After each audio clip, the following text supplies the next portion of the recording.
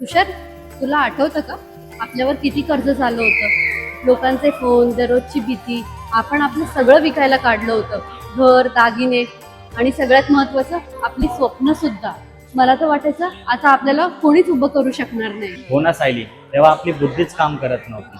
कोणाला मदतीचा हात मागितला तर सगळे म्हणायचे सध्या शक्य नाही. त्या दिवसात असं वाटायचं जगात आपलं कोणीच नाही.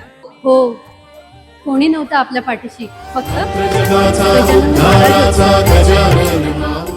आज आपण इथे उभे आहोत, डोकं वर करून सगळं कर्ज फेडलं, सगळं दुःख संपलं. हे सगळं झालं फक्त त्यांच्या कृपेने. महाराज नेहमी आपल्या पाठीशी उभे राहिले. तुम्हाला माहिती, मी एक सुंदर उदाहरण ऐकलं होतं.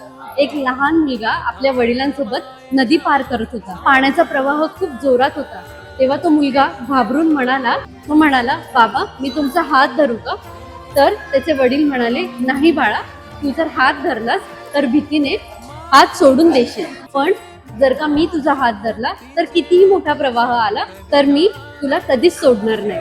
तुम्हाला माहितीये, आपण महाराजांचा हात धरला नव्हता, पण महाराजांनीच आपला हात धरला होता. म्हणूनच आपण वाचलो आणि म्हणूनच आज आपण उभे आहोत. तुम्हाला सांगू, गजानन महाराज कधीच भक्तांचा हात सोडत नाही. आपण कमजोर होतो, पण ते कधीच कमजोर होत नाही. ते नेहमी आपल्या पाठीशी असतात.